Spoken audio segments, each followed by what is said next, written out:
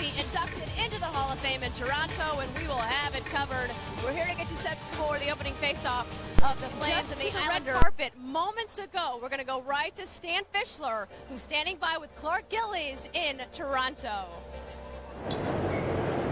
Well, it's a long way from Moose Jaw to the Hockey Hall of Fame, but Clark, you're about to enter. Can you believe it's happening?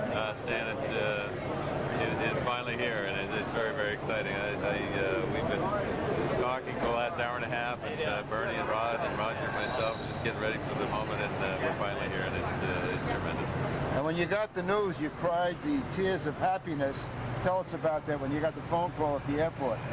Well, I could really hardly stand it, and I told Jim Gregory as he was talking to me on the phone, he said, "Clark, are you there?" And I said, "You know, Jim, I'm here." I said, "I can't say much right now." I said, "But I'm here," because I really was really taken over by my emotions, and I couldn't wait for my wife to get back and tell her and the kids who were with me, thank God. And, so it's a special moment for us all right now. Al Arbour just told me that it wouldn't have been possible for the Islanders to win the 19 straight playoff games unprecedented without you.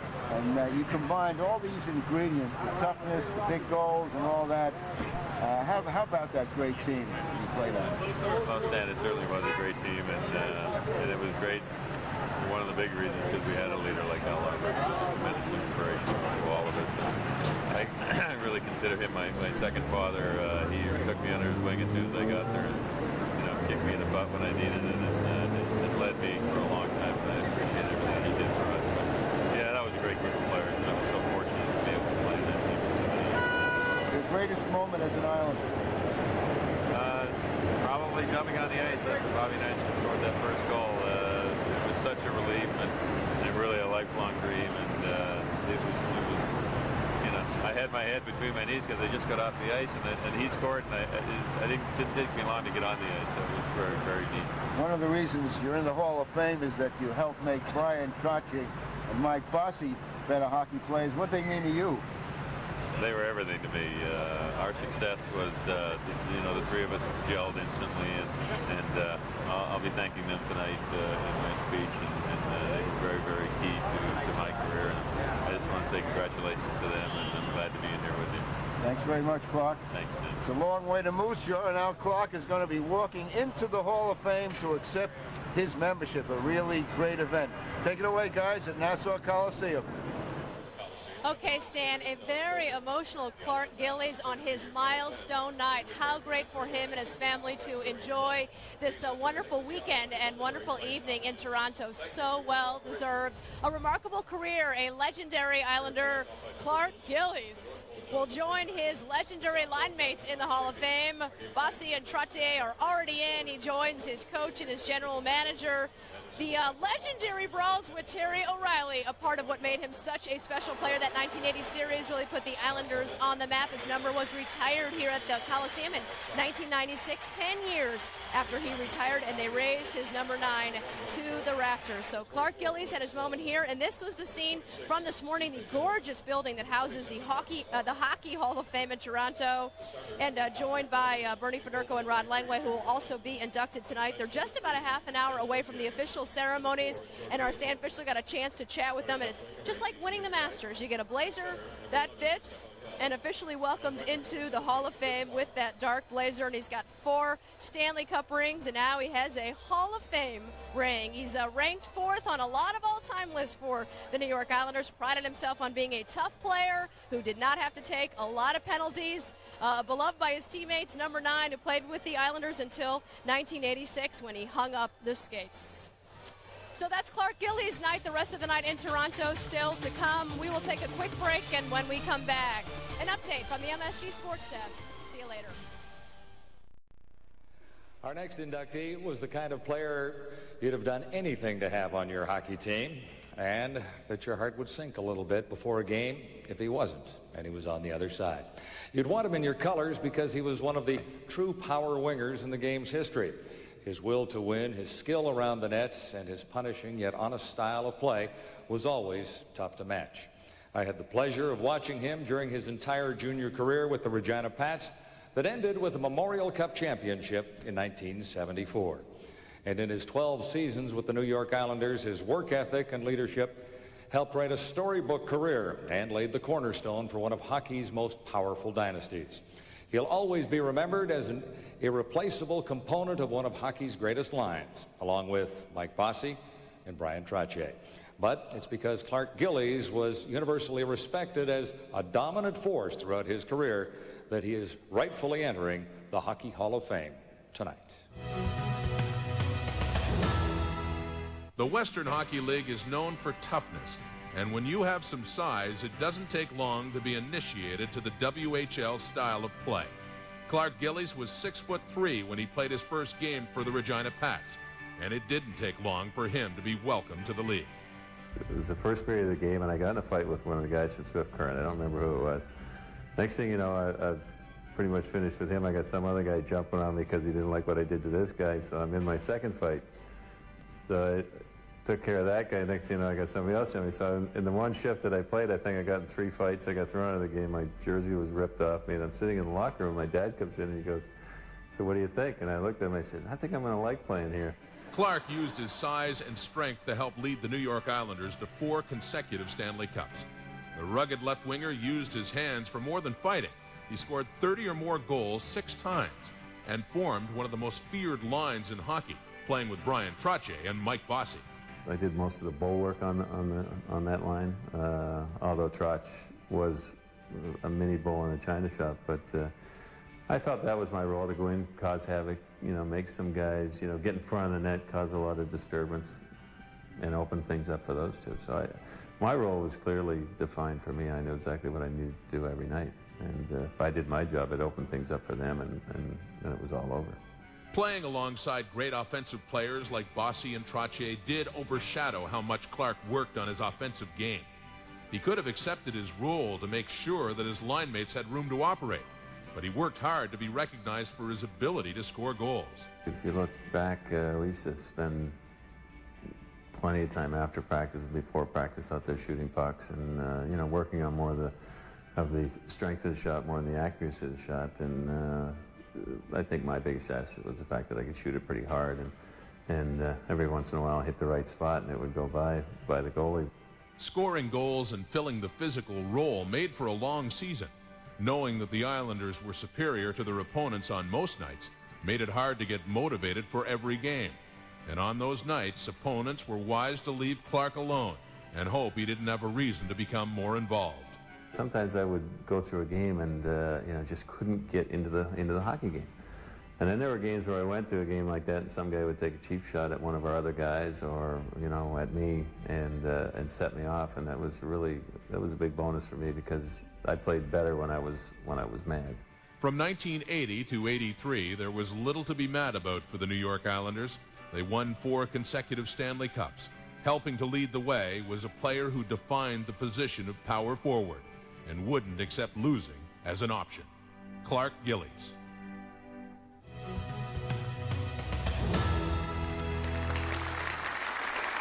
The Hockey Hall of Fame is pleased to induct Clark Gillies in the player category.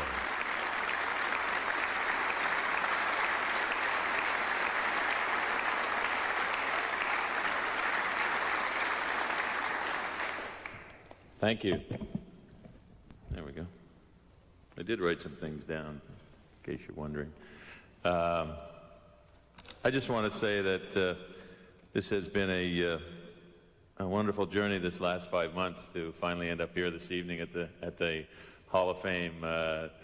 Who'd have thought 30 years ago when I left Moose Jaw that I'd be standing here in front of you being inducted in the National Hockey League Hall of Fame. It's been trying to find a word to describe it, and the only thing I can really come up with is it is really awesome, I want to tell you. As Bernie said, we grew up in small towns in southern Saskatchewan. We're involved with a lot of great people, both from a coaching standpoint and from playing with a lot of really devoted kids. One of the young kids asked me yesterday, what's the difference in playing hockey now growing up than when you grew up? I said, well, you kids don't have to play outdoors in 20 below zero temperature. But that was special. That's what really made us, I think, a little bit tougher and what's gotten us to this point. There's certainly a lot of people along the way that have certainly been a big part of my career. normally you go from the beginning and work your way to the end, but I just want to take a moment to recognize Mr. Bill Torrey, who had the infinite wisdom to draft me in 1974, and I'll always thank you for that, Bill.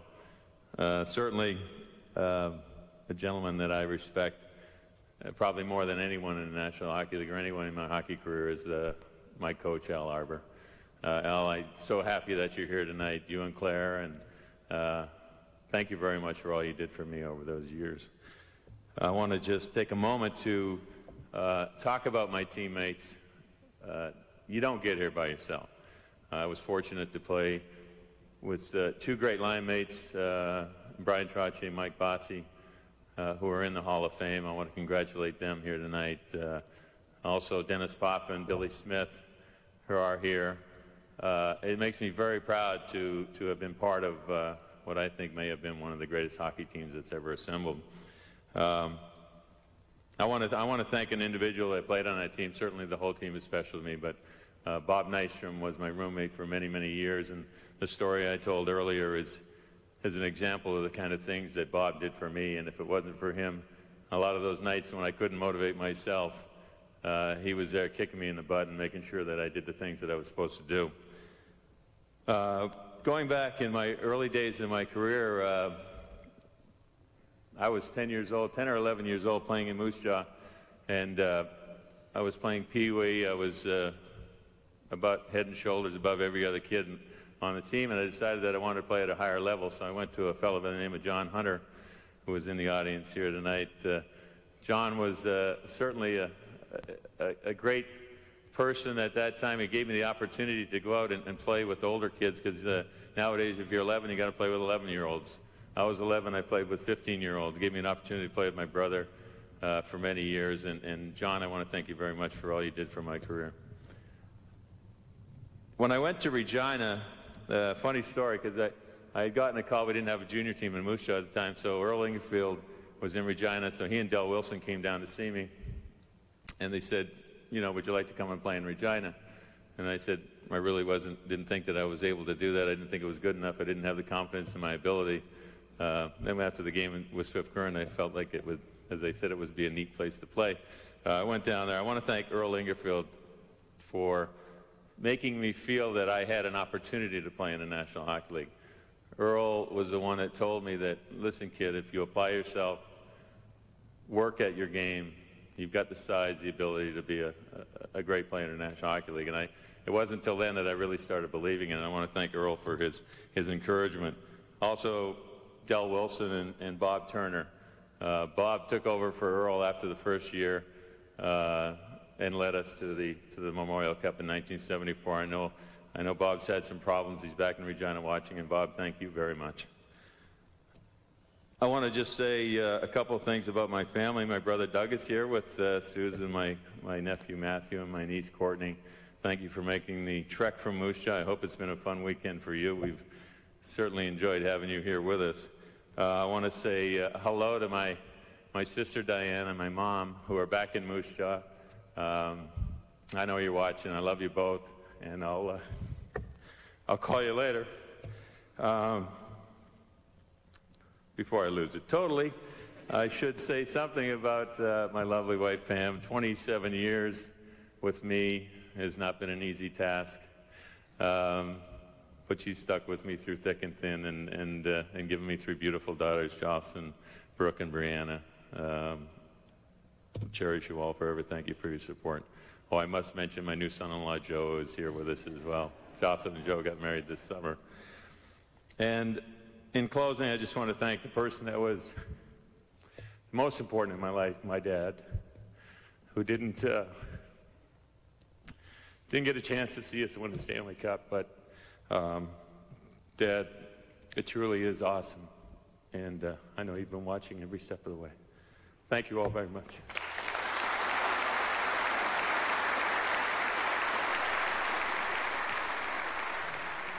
The Memorial ceremonies. And moments ago, we heard Clark Gillies talk about the coach, the man who led him through 4 consecutive Stanley Cup titles, 1980 to 83. Now joined us, Al Arbour. And Al, he used the word respect in talking about you. When you think of him, what word and thought comes to your mind? Well, a lot of people think just about his toughness. I think about his class. He commanded respect. The minute he'd walk into a dressing room, he commanded respect there. He'd skate onto the ice, he commanded respect. I mean, he was a special type of player. And a lot of people forget, they think about his toughness, but he worked very, very hard to become the type of player he really was. Al, thanks for chatting with us. My pleasure. Al Arbour, inducted into the Hockey Hall of Fame in 1996. Let's go back to the Great Hall. Dick Irvin. Fedorko and Roger Nielsen. He was the prototypical power left wing, combining with Brian Trottier, Mike Bossy to form one of the greatest lines in NHL history. All three are in the Hall of Fame now. Gillies, part of all 4 Stanley Cup winning teams on the island. Our Stan Fischler caught up with the one they call Jethro. This is very hard to describe what getting into the Hall of Fame really means to me. It's such a great honor to be involved with the likes of fellows that I met the other night, Jean Beliveau, Henri Richard. To meet them and to think that you're part of that same fraternity right now is a pretty special feeling. More from Gillies on the MSG Sports Desk.